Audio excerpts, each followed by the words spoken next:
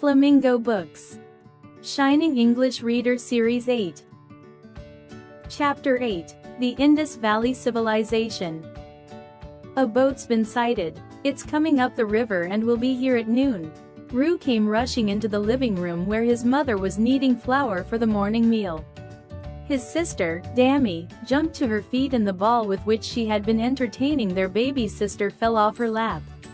"Tell your father, Roo," the children's mother said in her usual calm fashion. "I'm sure he would like to be at the harbor to receive his brother. And we, to receive our cousin." Dami added, "Har is coming. Our uncle said he would bring him on his next voyage home." The baby, feeling left out of all the excitement, began to whimper. While her brother ran through the courtyard to their father's room, Dami took a small clay monkey from a niche in the wall and began to pull on a string to which it was attached. The monkey slid up and down a small pole to the delight of the baby. "Here, play with this now," Dami told her little sister. "I have to go to receive Har. We will have our morning meal before you go," her mother said firmly. "It will be several hours before the boat actually docks. Bring out the dishes of fruit and the barley broth, Dami. And please have your bath before you come to eat." Their mother picked up the baby while Dami hurried to the bathing room in a corner of the courtyard. Large earthen vessels full of water stood in a corner of the brick-lined room. A narrow drain ran along one edge of the room, leading to a small outlet that carried the water to the main drain on the street outside the house. Dami did not notice all these details. She had lived in this house all her life and she could not imagine that a house could be any different from this one. She had heard her father speak of the primitive villagers he had visited in the north on his trading journeys, but she had never been out of the city to live in a village where people bathed in the river. Unthinkable. Dami thought of the city where her uncle lived, and wondered whether her cousin Har would be very different from them. Lay across the wide sea many days away. It was a dangerous journey. Har had never been to their city, because his father had settled in long before any of them had been born. When the winds and the weather permitted and when trading was good, he came back to the city once every 2 or 3 years, bringing beautiful jewelry and strings of elegant beads for their mother and all kinds of toys for them. And they, in turn, sent back lengths of cotton cloth for their aunt and cousins. Dami remembered a particularly lovely piece of cloth that their mother dyed with madder. It came out a rich deep purple red that Dami knew would make a glorious garment. And sure enough, when their uncle returned, he came with many expressions of gratitude from their aunt. When the family sat down for their morning meal, Roo had suddenly remembered something. He grew pale. "Father, the priest said I was to assist at the ceremony this afternoon. How will I meet Har if I'm at the Great Bath?" "Well, you will have to meet him later then.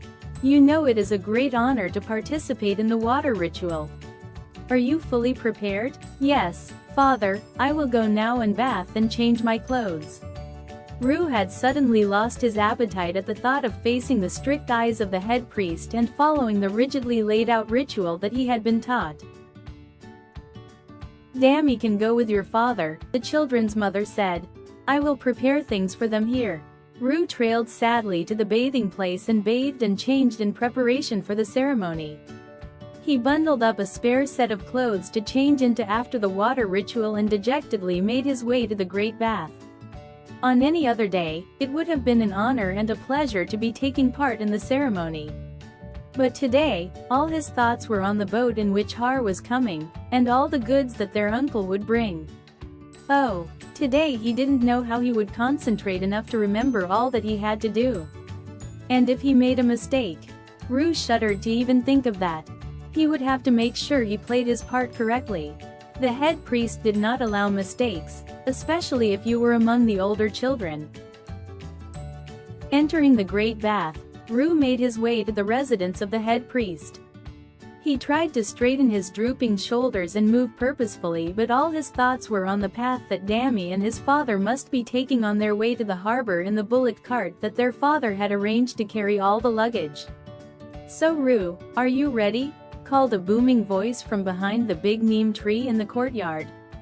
Ru looked up with a start and bowed low to greet the head priest. "Yes, Lord," he murmured, touching his head to the ground. "But your mind is clearly somewhere else," the old man said, adjusting his shawl. He smiled gravely. "Is there news of the boat from Ur?" "It has been sighted, Lord," Ru said, staring down at the ground. "Ah, it seems to me that your mind will not be on the ceremony today, Ru." "No, Lord," Ru stammered. "I am all prepared. See, here is my seal." He held out his specially designed seal, still staring at the ground. "The ceremony needs all your attention, all your effort if it is to be done correctly," the head priest said. There was a smile in his voice.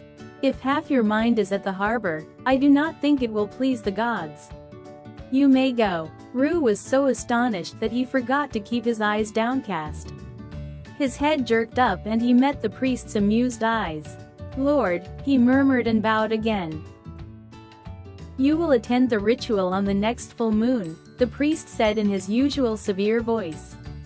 "And tell your father I expect to see him and his brother tonight to hear of the voyage. You may go now." Ru bowed once again, and as soon as the head priest turned away, he ran all the way to the harbor. Panting and breathless, he arrived as the boat was docking. "Greetings, Har," he shouted across the water to a boy who stood looking eagerly across the rain.